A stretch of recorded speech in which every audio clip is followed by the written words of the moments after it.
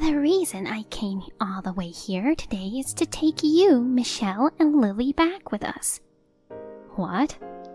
Us old folks have come from far away to ask you this. After our son's passing, our only hope is you, Michelle, and our granddaughter, Lily. Hope? I was only surprised that they called me their hope, even though I had been treated as a nuisance before. But I understood what hope meant to my in-laws. My name is Michelle. I'm 37 years old. When I was 30, I married a man my age named Daniel, and at his request, we started living with his parents in their house. Although I was a little anxious about living together, we were able to live without any major troubles between us and my in-laws. 2 years into our marriage, I gave birth to a girl, and we named her Lily. My in-laws were very happy about the birth of their first grandchild. It was my dream to walk around the neighborhood with my grandchild. Thank you for giving birth to such a cute girl, Michelle. In this way, our family was having happy days. However, when Lily turned 3, my husband caught a contagious disease, was hospitalized, and eventually passed away. Then I also caught the same disease as my husband, and although I survived, I was left with a disability in my legs. This plunged me into the depths of misfortune in the 5th year of our marriage. I lost my beloved husband and lost my legs, leading to a life confined to a wheelchair, losing all hope for living. However, I had to somehow raise my young daughter, Lily. That was the only thought that kept me going day by day. On the other hand, this incident completely changed the attitude of my in-laws towards me. I thought we had built a little trust by living together, but after losing their son, they started to see me, their daughter-in-law, as their enemy. Because Michelle married Daniel, he had bad luck and caught that disease. Daniel was our only hope. Yes, it's too much to bear to outlive our only son, who we raised with care from a baby. His life was all smooth sailing until he married Michelle. Now that my husband is gone, my in-laws blamed everything on me and berated me. Although I felt cornered, considering the pain of suddenly losing their son, I couldn't talk back and accepted everything they said for the time being. I wish at least Daniel was still alive. Indeed. Only the wife with ruined legs survives. Being showered with such words became a daily occurrence. Although I couldn't walk, my hands were still functional, so I did everything within my capacity, like folding laundry and helping Lily change her clothes. However, without the help of my in-laws, I couldn't manage general housework or Lily's baths, making life impossible. So no matter what was being said, I was grateful for their help and thankful to them. As days went by, my parents-in-law began to express their anxiety about their future more frequently. When Daniel got married, we made living together a condition so that we would be taken care of in our old age. But now Daniel is gone, and only his wife, who can't walk, is left. What will become of us? The family next door, their son's wife, helps with the farming work, and on Mother's Day or Father's Day, she takes them out for delicious food. But look at us. I'm envious of other families. Really, if only a better daughter-in-law had married into our family. We drew the short straw. Such words were also hurled at me. Lying down at night, I cried every day, but as days passed, a new determination began to sprout within my shattered self. It's no use just crying all the time. I have to be strong for Lily. There must be something I can do, even if I can't walk. Just as I started to think this way, an old friend from high school, Lisa, contacted me. It must have been tough for you. I know it's hard, but I can at least be someone you can talk to, so feel free to contact me anytime. Yeah, thank you. Lisa has been a friend since high school. After working for many years at a financial company, she is now freelancing. She is not married and is still actively working, which gives her a toughness I lack, making her someone I admire. We began to update each other on our lives through texts from time to time. On the other hand, the verbal abuse from my in-laws escalated daily. Their house had many steps, and there were times when I, in a wheelchair, couldn't move around on my own and had to reluctantly ask my in-laws for help. I'm sorry, mother-in-law. Could you help me out a bit? Again? I just did that. I'm sorry. Seriously, you should be taking care of us. Yet, why do we have to take care of our daughter-in-law like you? Plus, you eat as much as anyone else. I'm sorry. You're just a parasite. A leech. At that moment, I calmly whispered to myself, I've reached my limit. There were 2 reasons I stayed in this house despite the harsh treatment from my in-laws. The first was a promise to my late husband. He has said this before we married. I'm an only child, and my parents wish to live with us. If we marry, we will have to live at my parents' house. Please understand this. I was attracted to his family-oriented side and agreed to marry him with full understanding of this arrangement. This made it hard for me to just leave their house now. The second reason was my daughter's nursery school. Lily had been attending a local nursery since she was 2.5 and seems to really like the teachers and her friends there. I thought it would be too cruel to change her living environment now, after losing her father and with her mother unable to walk. Despite the complaints from my in-laws, I had decided to stay at their house. But the moment my mother-in-law called me a parasite, a leech, something inside me broke. I wondered if I could really protect and raise Lily if I couldn't even protect my own heart. I thought I would stay until I could help you and father-in-law, but I don't know when that will be possible now, and I can't go on living in this environment. I've just had enough. I have to leave. I asked Lily if it was okay to change nursery schools, and she said, I'm a bit sad, but it's okay. Lily, I wonder if I can make friends at the new nursery school. Yes, Lily, you sure can. So I decided to leave their house and, for the time being, move in with my parents. When I conveyed my decision, my in-laws had an indifferent attitude, as if they were glad to be rid of a nuisance like me. On the moving day, Lisa, busy with work, came to help. We met in person after a long time and spent time talking about various things. My father had passed away a few years ago, and my mother was living alone at home. She welcomed us back at her home warmly. Thus, Lily and I began a new life at my mother's house. We also decided on a kindergarten for Lily to attend. It was convenient because the school bus came right to the front door.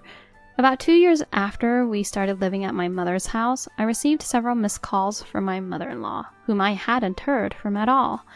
There were also voicemail messages, so I listened to them. And she said, Michelle, long time no see.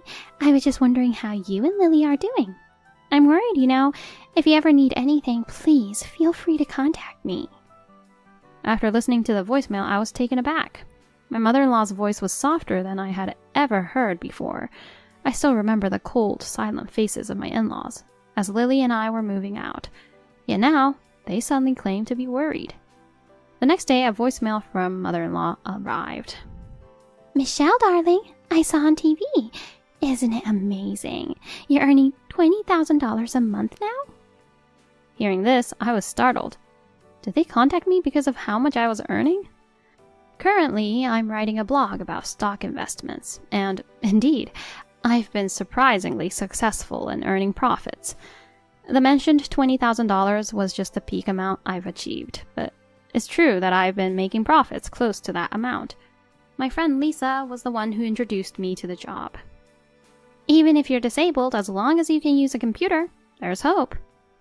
She introduced me to several books and videos on investment, prompting me to start studying while I was still living at my husband's parents' house. And so after moving back to my parents' house, I began investing using the savings my husband had left behind. Although it didn't go well at first, about a year later, I started to see an increase in profits. Encouraged by Lisa, I started a blog on investing, which garnered attention and led to media appearances. Probably, my in-laws saw me on TV discussing my current income, which is why they suddenly reached out to me. I decided to ignore any calls from them, regardless of how many times they tried to contact me. The voicemails shifted from wanting me and Lily to move back in to requests for money, for renovations, and dreams of going on a cruise. I was astonished by the boldness of them.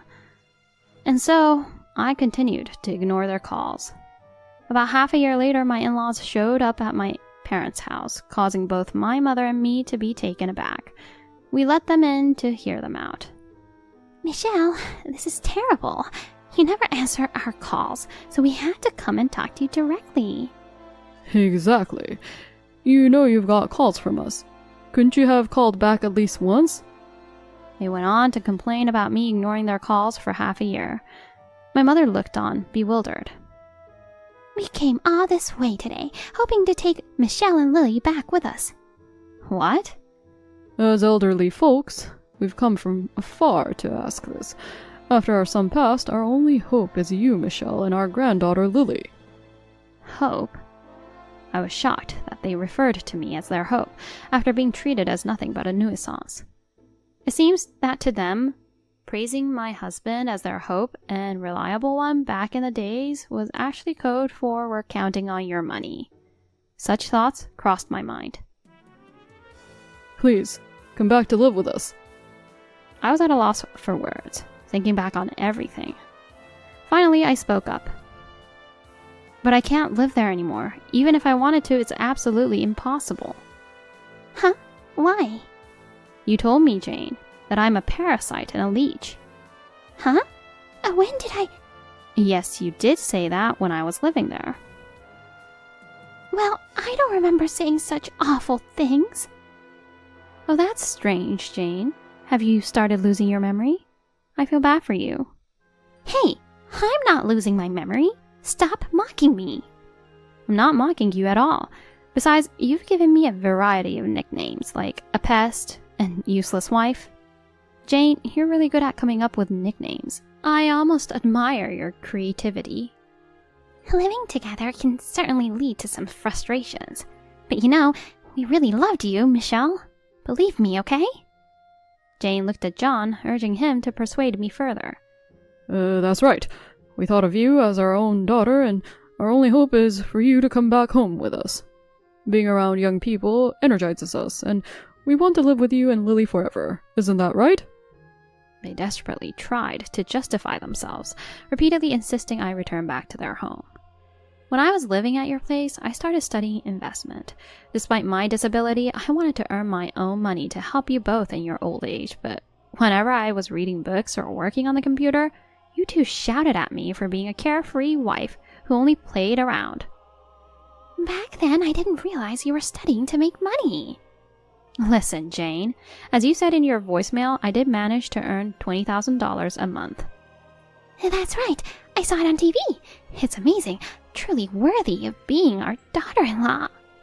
But what do you think will happen if I return? What do you mean? We'll all be happy, won't we? No. Then you two will become the money-eating parasites living off my income. What? What did you just say? I never want that to happen. After all, you wouldn't want to be scolded by your daughter-in-law as leeches or parasites, right? So for your sake, I definitely will not go back and live with you two. At that moment, the doorbell rang, and Lily and her kindergarten teacher entered. As I wasn't there to greet her at the bus stop as usual, the teacher brought Lily home. Oh, I'm sorry for the trouble. Then Jane appeared in the hallway from the living room. Lily, I've missed you. You've grown so much. Hi, Grandma. Pointing at Jane, Lily said to her teacher, This grandma always says mean things to Mommy. The kindergarten teacher looked at Jane in surprise, while Jane was speechless with her eyes wide open. Teacher, you said if someone is mean to us, we should tell you, right? Yes, that's right. Grandma was very mean to Mommy. The teacher silently stared at Jane, who turned red and looked down in embarrassment and silence. Thank you for telling me, Lily. Well, I should be going now. Thank you very much. As the teacher left, my father-in-law, who had witnessed everything, approached my mother-in-law, and without further attempts to persuade me, they quietly left together. Lily, you protected Mommy, didn't you? Yes, because Mommy was always being scolded by Grandpa and Grandma and crying at night. It was so sad. Hearing this, I couldn't help but hug Lily tightly, moved by her understanding of my pain. My mother also comforted me, acknowledging the hardships I've endured.